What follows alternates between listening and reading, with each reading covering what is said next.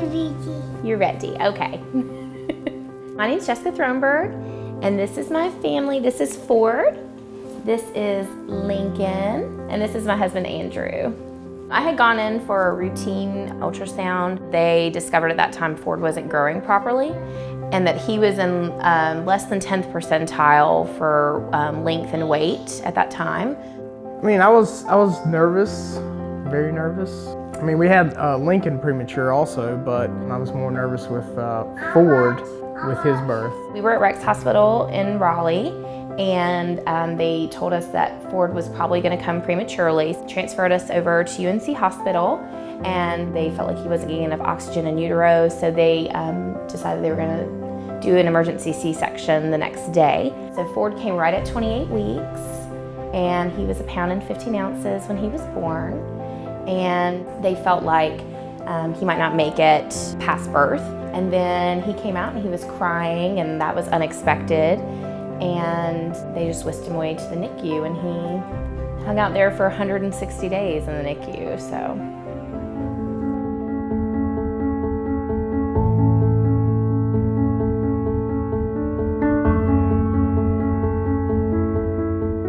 Our case manager from the NICU came in and let us know that Ronald McDonald House was an option for us because we lived farther away than most of the people who were in the hospital at that time. We had heard of Ronald McDonald, but we never thought we were going to be utilizing the services here.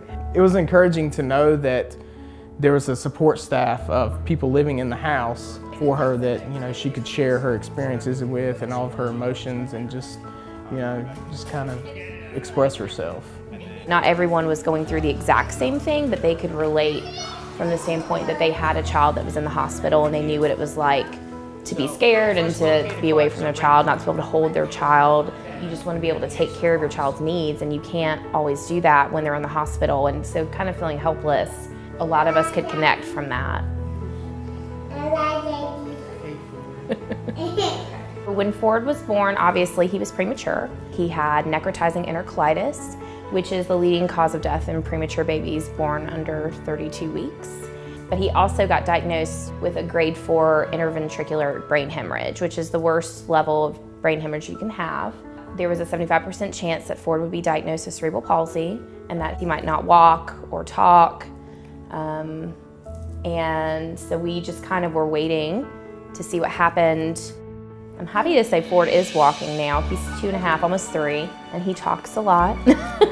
And he does a lot of things they said that, you know, were a good chance he would never do.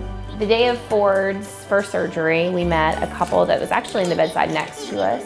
The mom had kind of been crying, and she was very upset over, you know, what was going on with Ford. She came over and asked us how he was doing and let us know that she had had twins and that her daughter was actually in Ford's bed spot and that she had passed away from complications from the same issue of necrotizing enterocolitis that he had. And we became really good friends, and she actually stayed at Ronald McDonald House as well. A lot of my friends at that time were asking what they could do for us, and I remember thinking, because we were at Ronald McDonald House, we kind of had everything covered. You know, we had our meals provided from volunteers. We were able to do our laundry on site. We were able to be close by, which was most important. We just asked our friends, we've met this family that we feel really connected to, and the mom's gonna go back to work, and we think it'd be great if we could try to just get some gas gift cards for her. That was something someone had given us when Lincoln was born. We raised over $1,000 of gas gift cards in a couple weeks.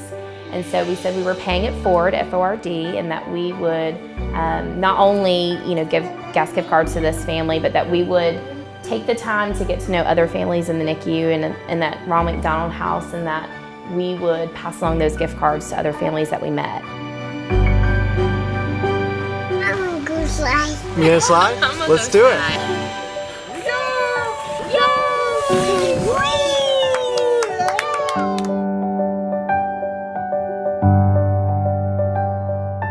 Home is just a safe place where you feel like the people there understand you and you feel loved. And for us at Ronald McDonald House, when we were here, we made so many connections for people who totally understood what we were going through, even though they might not know the medical jargon that's associated with our specific situation. They still understood us, and it definitely felt like home here. We would say when we were leaving the hospital, like, we're going home now, because when you're here for just a couple days, it feels that way.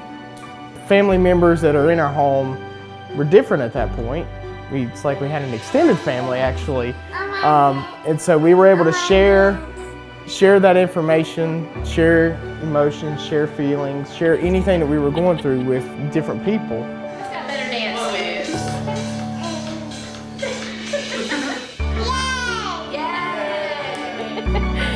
Everyone's invested in Ford because he's had such a difficult journey, and they know kind of how far he's come, and they know how much the house means to us. For a lot of our friends, they know other people who've been impacted by a Ronald McDonald house, and they can't imagine what they would do if they were in our situation. So I think it's really easy for people to get on board with paying it forward because you just never know when you might need that service yourself.